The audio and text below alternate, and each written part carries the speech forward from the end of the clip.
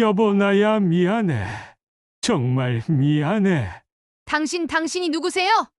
우리 남편은 27년 전에 죽었어요. 영수가, 나야 민호야. 내가 살아있었어. 말도 안 돼. 이게 무슨 장난이에요? 당신 누구세요? 제발 한 번만 얘기 좀 들어줘. 내가 죽은 게 아니라. 제 눈앞에 27년 전 죽었다던 남편 강민호가 서 있었습니다. 아니, 정확히 말하자면 그 사람을 닮은 누군가가 저희 집 대문 앞에 무릎을 꿇고 있었습니다. 초췌하게 야윈 얼굴, 허옇게 센 머리, 남루한 옷차림. 하지만 그 눈빛만은 분명히 제 남편이었습니다. 저는 박영숙, 올해 65입니다.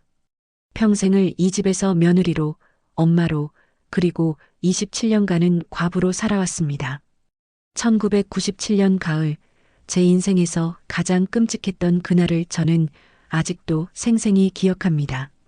경찰서에서 걸려온 전화 한 통. 부인, 남편분이 교통사고로 현장에서 즉사하셨습니다. 그날 이후 제 인생은 완전히 바뀌었습니다. 38배 나이에 홀로 아이 둘을 키워야 했고 시어머님까지 모셔야 했습니다. 남편이 남긴 빚까지 갚느라 새벽 4시에 일어나 시장에 나가 좌판을 벌였습니다. 손이 부르트고 허리가 굽도록 일했습니다. 큰아들 준서는 이제 35, 벌써 결혼해서 아이까지 낳았습니다. 딸 수진이는 33, 작은 카페를 운영하고 있습니다. 제가 얼마나 악착같이 살았는지 두 아이 모두 대학까지 보냈습니다. 시어머님도 5년 전에 돌아가시기 전까지 끝까지 모셨습니다. 영수가 제발 내 얘기 좀 들어줘. 나 정말 살아있었어. 남편의, 아니 이 남자의 목소리가 떨리고 있었습니다. 저는 다리에 힘이 풀려 대문 기둥을 붙잡았습니다. 심장이 터질 듯이 뛰었습니다. 이게 대체 무슨 일이지? 죽었던 사람이 어떻게 살아서 돌아온다는 거야? 사업이 망했어. 빚쟁이들한테 쫓기다가 도저히 집에 돌아갈 얼굴이 없어서 그냥 죽은 것처럼 살았어. 사업 실패, 도망. 이 남자는 지금 27년 동안 도망 다니며 살았다는 겁니까? 당신이 정말 민호 씨라면. 제 목소리가 떨렸습니다. 그럼 27년 동안 어디서 뭘 하며 산 겁니까? 나하고 애들은 어떻게 살았는지 알기나 해요? 남편은 고개를 들지 못한 채 바닥만 응시했습니다. 그의 어깨가 들썩이며 흐느끼는 소리가 들렸습니다. 바로 그때였습니다. 집안에서 나오던 딸 수진이가 비명을 질렀습니다. 엄마, 저 사람이 누구예요? 수진아. 아빠라고요? 말도 안 돼. 수진이는 혼란스러운 표정으로 저와 남편을 번갈아 보며 뒷걸음질 쳤습니다. 이게 대체 무슨 일입니까? 죽은 줄 알았던 남편이 27년 만에 돌아오다니. 하지만 저는 뭔가 석연치 않았습니다. 남편의 표정 어딘가에, 그 떨리는 목소리 속 어딘가에 제가 모르는 더 큰 비밀이 숨어 있다는 걸 본능적으로 느꼈습니다. 엄마, 아빠 진짜 불쌍하지 않아? 27년 동안 혼자 떠돌아다녔다잖아. 큰아들 준서가 저를 설득하고 있었습니다. 남편이 집에 들어온 지 사흘째였습니다. 저는 설거지하던 손을 멈추고 아들을 똑바로 쳐다봤습니다. 불쌍하다고? 준서야, 엄마가 얼마나 힘들게 너희 키웠는지 알기나 하니?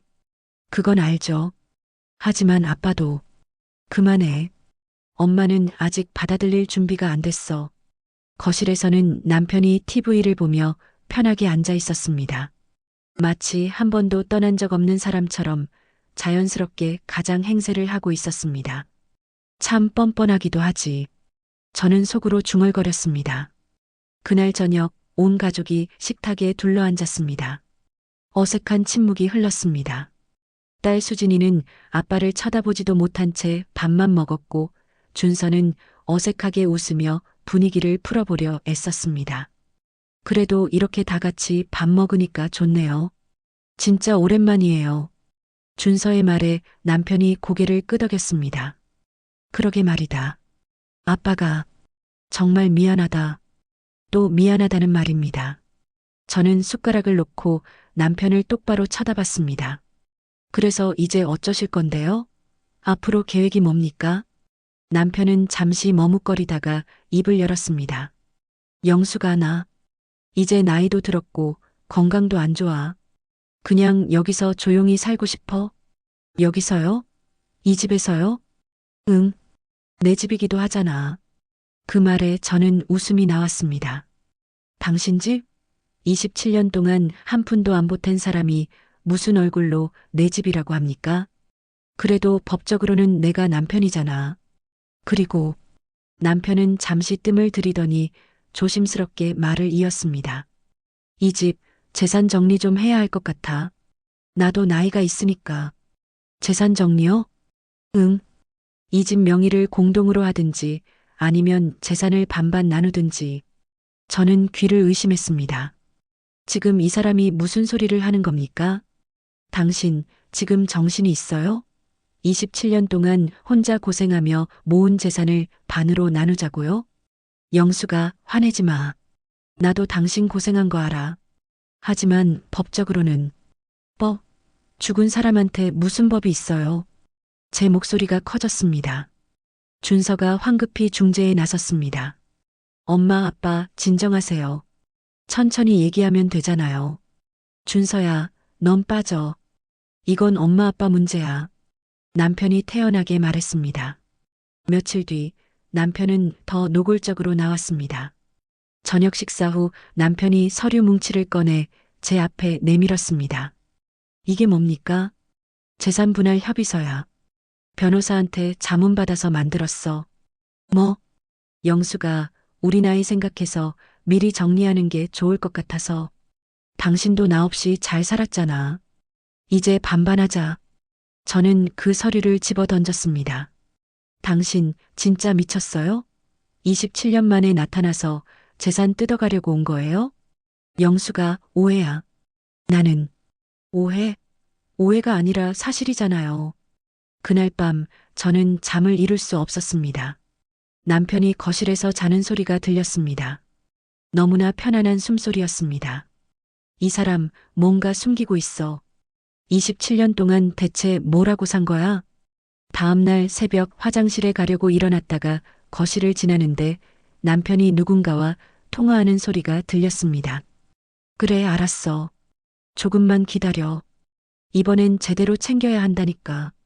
저는 숨을 죽이고 귀를 기울였습니다. 집 명의만 넘어오면 그때 연락할게. 통화를 끄는 남편의 목소리는 낮고 차가웠습니다. 낮에 제게 애원하던 그 목소리가 아니었습니다. 저는 조용히 방으로 돌아왔습니다. 가슴이 두근거렸습니다. 역시 이 남자 뭔가 꾸미고 있어. 엄마, 아빠 말도 일리가 있어요. 법적으로는 아빠가 남편이 맞잖아요. 큰아들 준서가 제 앞에서 남편 편을 들고 있었습니다. 준서야, 너 지금 무슨 소리 하는 거니? 엄마가 너무 매정하신 거 아니에요? 아빠도 나이 들어서 돌아온 건데. 저는 아들의 말에 가슴이 미어지는 것 같았습니다. 준서야, 엄마가 너 키우려고 얼마나. 알아요, 엄마. 근데 아빠도 불쌍하잖아요. 27년 동안 혼자 떠돌아다녔는데. 준서는 그렇게 말하고는 거실로 나가 아빠와 나란히 앉아 TV를 보기 시작했습니다. 부자가 웃으며 대화하는 모습이 마치 한 번도 헤어진 적 없는 것처럼 자연스러웠습니다. 내가 뭐가 잘못된 걸까? 며칠 뒤 딸 수진이도 저를 찾아왔습니다. 엄마, 나도 처음엔 아빠가 너무 미웠어. 근데 생각해보니까 아빠도 힘들었을 것 같아. 수진아, 너마저. 엄마, 이제 용서하고 편하게 사세요. 엄마도 이제 나이 드셨잖아요. 아빠랑 남은 인생 편하게 사는 게. 저는 더 이상 듣고 싶지 않았습니다. 그래, 알았어. 엄마 혼자 생각해 볼게. 자식들마저 저를 이해하지 못했습니다. 27년간 아이들을 위해 희생한 시간들이 무색하게 느껴졌습니다. 그날 밤 저는 혼자 방에 앉아 오래된 앨범을 꺼내봤습니다. 남편과 찍은 결혼사진, 아이들 돌잔치 사진, 그리고 장례식 때 만들었던 남편의 영정사진까지. 내가 정말 미쳤나 봐. 죽은 사람 사진까지 만들어서 모시고 살았는데 눈물이 주르르 흘러내렸습니다. 27년이 뭐였지? 내 인생이 대체 뭐였던 거야? 바로 그때였습니다.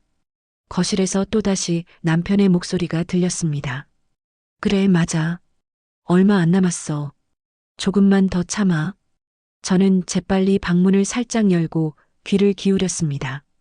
애들은 이미 내 편이야. 이제 저 여자만 설득하면 돼. 저 여자? 남편이 저를 지칭하는 말이었습니다. 걱정 마. 집 명의만 공동으로 넘어오면 그때 바로 팔아버리면 되니까. 제 심장이 쿵 내려앉았습니다. 팔아버린다고? 제가 27년간 피땀 흘려 지켜온 이 집을요? 그래, 그럼 거기서 다시 시작하면 되지. 이번엔 제대로 해야지.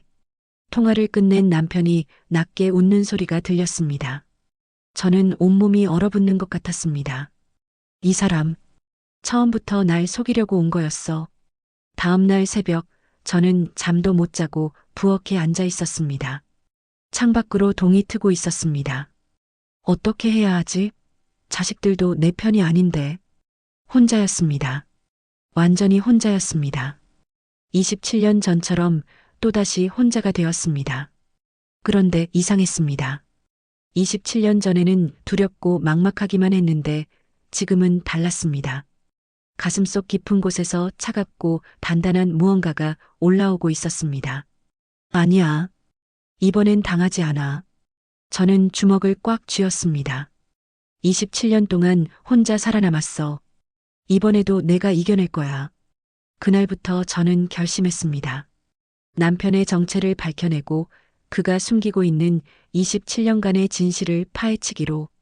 설령 자식들이 저를 이해하지 못해도 제 손으로 제 인생을 지켜내기로 말입니다. 엄마, 이거 봐요.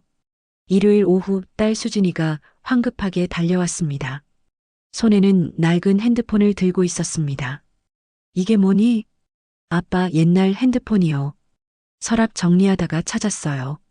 수진이는 떨리는 손으로 핸드폰 화면을 제게 보여줬습니다. 문자 메시지함이 열려 있었습니다. 여보, 나 곧 갈게. 애들이 보고 싶어. 걱정 마. 다 잘 될 거야.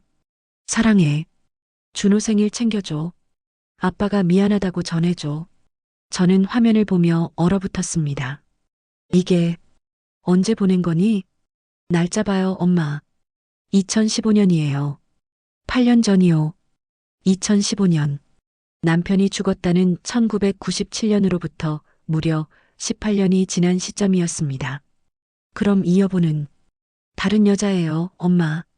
아빠가 다른 가정이 있었던 것 같아요. 수진이의 목소리가 떨렸습니다. 수진이는 계속 핸드폰을 넘기며 더 많은 증거를 보여줬습니다. 갤러리에는 남편이 다른 여자, 그리고 두 아이와 함께 찍은 가족 사진들이 가득했습니다. 해변에서, 놀이공원에서, 식당에서 웃으며 행복하게 찍은 사진들. 엄마가 혼자 우리 키우는 동안 아빠는 다른 가족이랑 이렇게 살았어요? 수진이가 울먹이기 시작했습니다. 저는 사진 속 남편의 얼굴을 똑똑히 봤습니다. 밝게 웃고 있었습니다. 제가 본 적 없는 표정이었습니다. 엄마, 미안해요. 제가 아빠 편을 들었어요. 엄마 마음도 모르고. 괜찮아, 수진아. 저는 딸을 안아주며 등을 토닥였습니다. 이제 알았으면 됐어. 우리 이제부터 진실을 밝혀내자. 수진이가 고개를 들었습니다. 어떻게요? 일단 이 핸드폰 절대 아빠한테 들키면 안 돼. 그리고 저는 잠시 생각하다가 말을 이었습니다. 사설 탐정을 고용해야겠어. 아빠가 27년 동안 뭘 했는지 정확히 알아내야 해. 탐정이요? 그래. 엄마 혼자서는 한계가 있어. 전문가가 필요해. 다음 날 저와 수진이는 남편 몰래 집을 나섰습니다. 인터넷으로 찾은 사설탐정 사무소를 방문했습니다. 의뢰인이 박영숙 씨시죠? 중년의 탐정이 저희를 맞이했습니다. 네, 제 남편이. 저는 지난 27년간의 이야기와 최근에 일어난 일들을 모두 털어놓았습니다. 탐정은 진지하게 메모하며 들었습니다. 그래서 남편분이 27년 동안 어디서 뭘 했는지 알고 싶으신 거죠? 네. 그리고 지금 누구랑 통화하는지, 무슨 계획을 세우고 있는지도요. 탐정은 고개를 끄덕였습니다. 이 핸드폰 보여주시겠어요? 수진이가 남편의 옛날 핸드폰을 건넸습니다. 탐정은 사진들을 꼼꼼히 살펴봤습니다. 이 사진들, 배경이 전부 부산이네요. 광안리 해변 해운대. 부산이요? 네. 남편분이 부산에서 살았을 가능성이 높습니다. 문자 내용이랑 사진들로 추적하면 금방 찾을 수 있을 것 같은데요. 탐정은 자신감 있게 말했습니다. 일주일만 시간 주세요. 확실한 증거 찾아드리겠습니다. 저와 수진이는 사무소를 나서며 서로를 바라봤습니다. 엄마, 무섭지 않아요? 무섭지. 하지만 더 무서운 건 진실을 모른 채 사는 거야. 그날 저녁 집에 돌아오니 남편이 거실에서 TV를 보고 있었습니다. 어디 갔다 왔어? 수진이랑 장 보러 갔다 왔어요. 저는 태연하게 대답했습니다. 남편은 의심하는 눈치 없이 다시 TV를 봤습니다. 이제 곧 알게 될 거야. 당신이 숨겨온 모든 진실을 말이야. 저는 속으로 다짐했습니다. 이제 딸이 제 편이 되어 주었습니다. 더 이상 혼자가 아니었습니다. 일주일 후 탐정에게서 연락이 왔습니다. 박영숙 씨 사무소로 오실 수 있으세요? 보고 드릴 게 있습니다. 저는 수진이와 함께 서둘러 탐정 사무소로 향했습니다. 가슴이 두근거렸습니다. 마침내 진실을 알게 되는 순간이었습니다. 여기 보시죠. 탐정이 두꺼운 파일을 제 앞에 펼쳐놓았습니다. 사진들, 서류들, 그리고 상세한 조사 보고서가 담겨 있었습니다. 남편분 강민호 씨는 1997년 사업 실패 후 부산으로 도망쳤습니다. 그리고 탐정은 잠시 말을 멈추고 저를 바라봤습니다. 그곳에서 신분을 속이고 재혼했습니다. 재혼이요? 제 목소리가 떨렸습니다. 네. 자신을 이혼남이라고 속이고 김미선이라는 여성과 1999년에 재혼했습니다. 법적으로 혼인신고까지 했고요. 탐정이 혼인신고 증명서 사본을 보여줬습니다. 분명히 남편의 이름과 도장이 찍혀 있었습니다.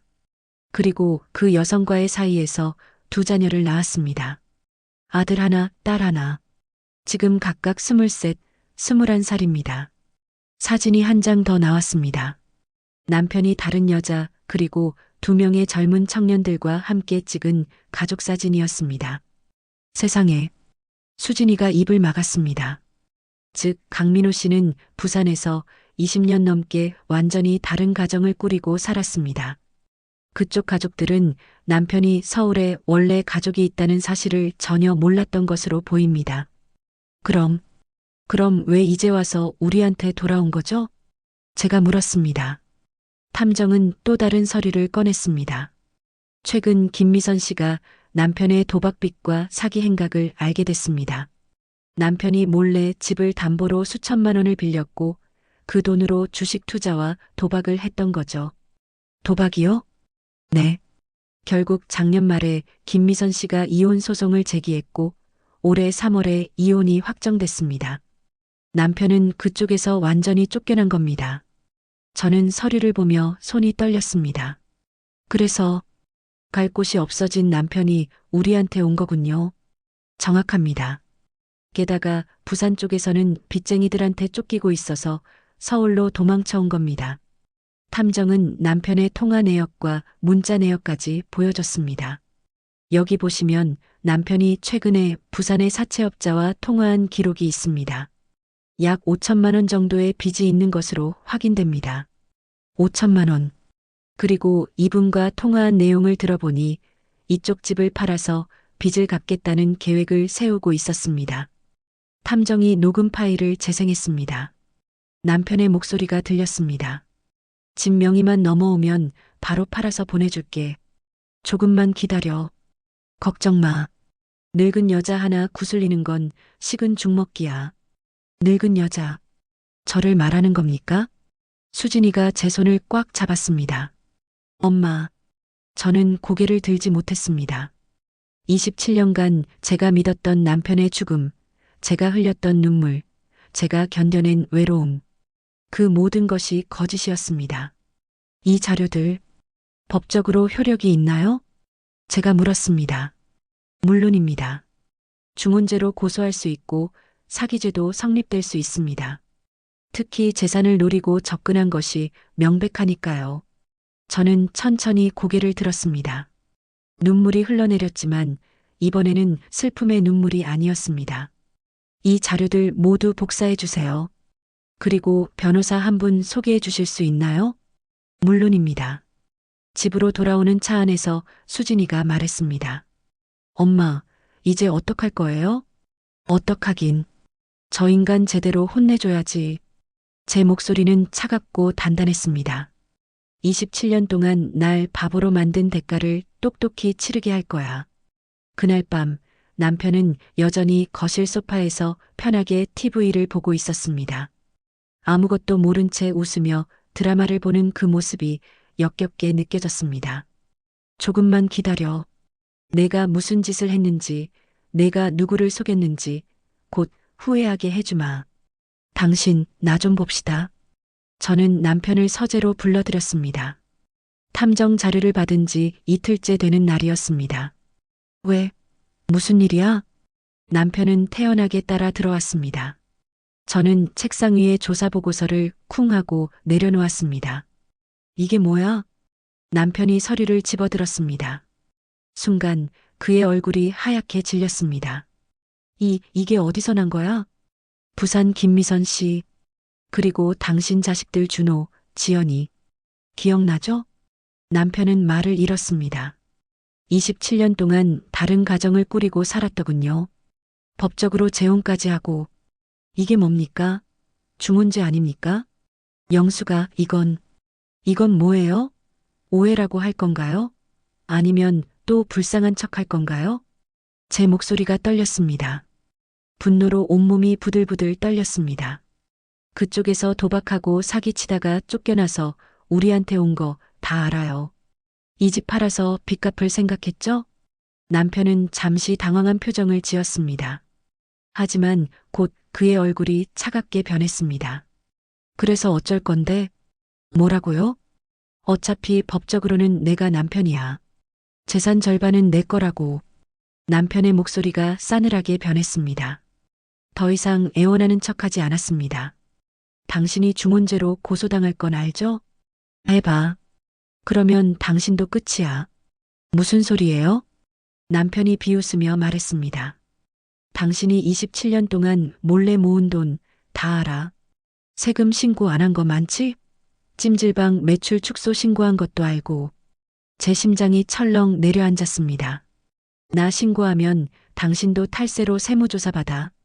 그럼 벌금이랑 가산세 얼마나 나올지 알아? 남편은 저를 향해 한 걸음 다가왔습니다. 그러니까 조용히 재산 반반 나누고 우리 각자 살자고. 그게 서로한테 좋은 거야. 이 나쁜 인간. 바로 그때였습니다. 문이 벌컥 열리며 큰아들 준서가 들어왔습니다. 아빠, 이게 무슨 소리예요? 준서야, 이건 지금까지 다 들었어요. 아빠가 부산에서 다른 가족이랑 살았다고요? 그리고 우리 집 팔아서 빚 갚을 생각이었다고요? 준서의 목소리가 떨렸습니다. 준서야, 그게 아니라. 아니긴 뭐가 아니에요. 저는 아빠 편을 들었는데, 엄마한테 아빠 불쌍하다고 했는데. 준서가 주먹을 꽉 쥐었습니다. 당장 나가세요. 이 집에서. 준서야, 나가라고요. 남편은 준서를 노려보다가 저를 향해 말했습니다. 좋아. 그럼 법정에서 보자고. 어차피 내가 이길 거야. 법은 내 편이니까. 남편은 그렇게 말하고는 집을 나갔습니다. 저는 그 자리에 주저앉았습니다. 다리에 힘이 풀렸습니다. 엄마. 준서가 저를 부축했습니다. 엄마, 제가 잘못했어요. 아빠 편을 들어서. 괜찮아, 준서야. 하지만 괜찮지 않았습니다. 남편의 말이 맞았습니다. 법적으로는 남편에게도 재산 분할 권리가 있었습니다. 그리고 제가 세금 신고를 제대로 안 한 것도 사실이었습니다. 이러다가 정말 모든 걸 잃는 건 아닐까? 그날 밤 저는 잠을 이룰 수 없었습니다. 창밖을 보며 눈물만 흘렸습니다. 27년간 지켜온 이 집, 제가 피땀 흘려 모은 재산, 자식들을 위해 희생한 모든 것, 그 모든 게 한순간에 무너질 위기에 처했습니다. 어떻게 해야 하지? 정말 저 인간한테 질 수밖에 없는 걸까? 박영숙 씨, 걱정 마세요. 법은 당신 편입니다. 변호사 사무실에서 저는 젊은 여성 변호사 김소희를 만났습니다. 탐정이 소개해준 가정법 전문 변호사였습니다. 하지만 남편이 세금 문제를 들먹이는데요. 그건 협박일 뿐입니다. 설령 세무조사가 나온다 해도 중훈제와는 별개 문제예요. 오히려 남편 쪽이 훨씬 불리합니다. 김소혜 변호사는 자신감 있게 말했습니다. 중훈제는 명백한 범죄 행위입니다. 게다가 사기 목적으로 접근한 정황까지 있으니 재산분할 청구권 자체가 인정되지 않을 가능성이 큽니다. 정말요? 네. 그리고 이 녹음 파일, 통화 내역, 부산에서의 혼인 증명서까지 증거가 너무 확실해요. 이건 100% 이길 수 있습니다. 변호사의 말에 저는 처음으로 희망을 느꼈습니다. 그럼 어떻게 하면 되죠? 일단 중훈제로 형사 고소를 하고 동시에 재산분할 청구 기각 소송을 제기합니다. 그리고 변호사가 미소를 지었습니다. 상대방을 법정으로 끌고 나와서 모든 진실을 공개하는 겁니다. 일주일 후 법정 날짜가 잡혔습니다. 법정에는 저, 수진이, 준서, 그리고 남편이 앉아 있었습니다. 방청석에는 남편의 부산 전처 김미성과 그 자녀들까지 증인으로 출석해 있었습니다. 피고인 강민호는 1997년 처자식을 버리고 도주한 후 1999년 부산에서 김미선 씨와 혼인신고를 하였습니다. 이는 명백한 중훈죄에 해당합니다. 김소혜 변호사가 증거 서류들을 제출했습니다. 또한 피고인은 최근 원고에게 접근하면서 재산을 편취할 목적으로 거짓 사과를 하고 용서를 구하는 척했습니다. 이는 사기죄에도 해당될 수 있습니다. 재판장이 남편을 바라봤습니다. 피고인 사실입니까? 남편은 한참을 말이 없다가 결국 고개를 숙였습니다. 사실입니다. 법정이 술렁였습니다. 그렇다면 피고인이 원고의 재산에 대해 분할 청구를 한 것은 정당한 권리 행사가 아니라 범죄 목적의 재산 편취 시도로 봐야 할 것 같은데요. 재판장의 말에 남편의 변호사가 급하게 말했습니다. 재판장님, 하지만 법적으로는 피고인도 배우자이므로. 배우자요? 중혼 상태였던 사람이 어떻게 배우자의 권리를 주장합니까? 재판장이 차갑게 말했습니다. 그때 김소혜 변호사가 결정타를 날렸습니다. 재판장님, 추가 증거를 제출하겠습니다. 피고인이 부산에서 사채업자와 나눈 통화 녹음입니다. 녹음 파일이 법정에 울려 퍼졌습니다. 늙은 여자 하나 구슬리는 건 식은 죽 먹기야. 집만 넘어오면 바로 팔아서 돈 보내줄게. 방청석에서 한숨소리가 들렸습니다. 준서가 주먹을 꽉 쥐었고 수진이는 눈물을 흘렸습니다. 남편은 고개를 푹 숙인 채 아무 말도 하지 못했습니다. 피고인 강민호는 중혼죄, 사기 미수죄로 유죄를 인정합니다. 징역 2년을 선고하며 재판장이 판결문을 읽어 내려갔습니다. 원고 박영숙에 대한 재산 분할 청구는 기각합니다. 또한 피고인은 원고에게 정신적 피해에 대한 위자료 3천만 원을 지급하라. 망치 소리가 쾅 울렸습니다. 저는 그 자리에 주저앉았습니다. 이번에는 안도의 눈물이 흘러내렸습니다. 엄마. 수진이와 준서가 달려와 저를 안아줬습니다. 법정을 나서며 저는 남편과 마주쳤습니다. 수갑이 채워진 남편이 저를 바라봤습니다. 영수가, 미안해. 미안하다고요? 저는 차갑게 웃었습니다. 27년 전 당신은 이미 죽었어요. 제 남편 강민호는 그때 죽었어요. 이제 진짜로 내 인생에서 사라지세요. 남편은 아무 말도 못했습니다. 저는 고개를 돌려 법정을 나섰습니다. 밖에는 따뜻한 햇살이 비치고 있었습니다. 엄마, 정말 수고하셨어요. 그래, 이제 끝났구나. 준서가 제 손을 잡았습니다. 엄마, 제가 정말 잘못했어요. 아빠 편을 들어서. 됐어, 준서야. 너도 혼란스러웠을 거야.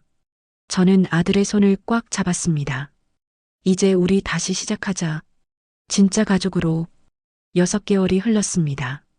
남편은 교도소에서 형을 살고 있고 저는 완전히 새로운 인생을 살기 시작했습니다. 어머님, 홍삼차 드세요. 며느리가 따뜻한 차를 건네줬습니다. 준서의 아내, 제 며느리였습니다.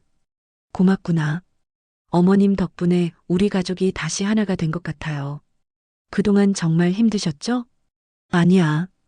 이제 다 지나간 일이야. 거실 한쪽에서는 손주 지우가 블록을 쌓으며 놀고 있었습니다. 할머니, 봐요. 높이 쌓았어요. 그래, 우리 지우 대단하네. 손주를 보며 웃고 있으니 현관문이 열리며 수진이가 들어왔습니다. 엄마 다녀왔어요. 어서 와라. 카페는 잘 되고? 네. 요즘 손님이 많이 늘었어요. 엄마가 투자해 주신 덕분이에요. 저는 법정에서 받은 위자료 3천만 원 중 일부를 수진이의 카페 확장 자금으로 보태줬습니다. 엄마는 언제 여행 가세요? 친구분들이랑 제주도 간다고 하셨잖아요. 다음 주에 간다. 3박 4일로. 좋겠다. 많이 즐기고 오세요.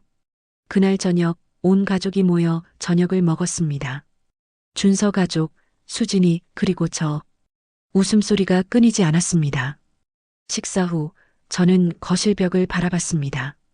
27년 동안 걸려있던 남편의 영정사진이 있던 자리였습니다. 그 사진은 이미 떼어냈습니다. 엄마, 이거 여기 걸까요? 수진이가 액자 하나를 들고 왔습니다. 제가 30대였을 때 아이들과 함께 찍었던 사진이었습니다. 환하게 웃고 있는 제 모습이 담겨 있었습니다. 그래, 거기 걸자. 수진이가 조심스럽게 사진을 걸었습니다. 엄마, 이 사진 속 엄마 정말 예쁘다. 지금도 예쁘지만. 그래, 그때가 참 힘들었는데도 웃고 있네. 엄마는 항상 강하셨잖아요. 저는 사진 속 제 모습을 바라봤습니다. 그래, 나는 강했어. 27년을 혼자 버텼고 이번에도 이겨냈어. 다음 날 아침 저는 일찍 일어나 동네 뒷산을 올랐습니다. 요즘 매일 아침 산책을 하고 있었습니다. 정상에 올라 아래를 내려다봤습니다. 해가 떠오르고 있었습니다. 따뜻한 햇살이 온 세상을 비쳤습니다. 27년. 참 긴 시간이었어. 저는 깊이 숨을 들이마셨습니다. 남편이 죽었다는 소식을 들었을 때 저는 세상이 무너지는 줄 알았습니다. 하지만 저는 무너지지 않았습니다. 아이들을 키웠고 집을 지켰고 제 인생을 살아냈습니다. 그리고 이제 진짜 자유를 찾았습니다. 이제부터는 박영숙으로 살 거야. 누구의 아내도 누구의 며느리도 아닌 그냥 나로. 핸드폰이 울렸습니다. 친구들 단톡방이었습니다.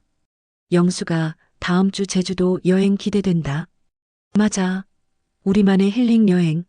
남편들 없이. 저는 미소를 지으며 답장을 보냈습니다. 그래, 나도 기대돼. 이번 생에 나를 위한 시간을 가져보자. 산에서 내려와 집으로 돌아오는 길, 저는 가벼운 발걸음으로 걸었습니다. 27년 동안 제 어깨를 짓누르던 무거운 짐이 이제는 완전히 사라진 것 같았습니다. 현관문을 열고 들어서니 손주 지우가 달려왔습니다. 할머니, 어디 갔다 왔어요? 할머니 산책하고 왔지. 우리 지우는 아침 먹었어? 네. 근데 할머니, 나중에 크면 할머니처럼 강한 사람이 될 거예요. 저는 손주를 안아 올렸습니다. 그래, 우리 지우. 넌 할머니보다 더 강하고 행복한 사람이 될 거야. 거실로 들어서며 저는 벽에 걸린 제 사진을 다시 한번 바라봤습니다. 30대의 저, 아이들과 웃고 있는 그 모습. 그리고 지금의 저, 65의 박영숙. 두 사람은 다르지만 또 같았습니다. 언제나 강했고, 언제나 살아남았고, 언제나 사랑했습니다. 이제부터가 진짜 내 인생이야. 저는 깊이 숨을 들이마셨습니다. 새로운 하루가 시작되었습니다. 그리고 저의 새로운 인생도 시작되었습니다. 여러분, 인생은 언제든 다시 시작할 수 있습니다. 나이는 숫자일 뿐, 진짜 중요한 건 나 자신을 믿는 마음입니다. 누가 뭐래도 여러분 스스로가 가장 강한 사람이라는 걸 잊지 마세요.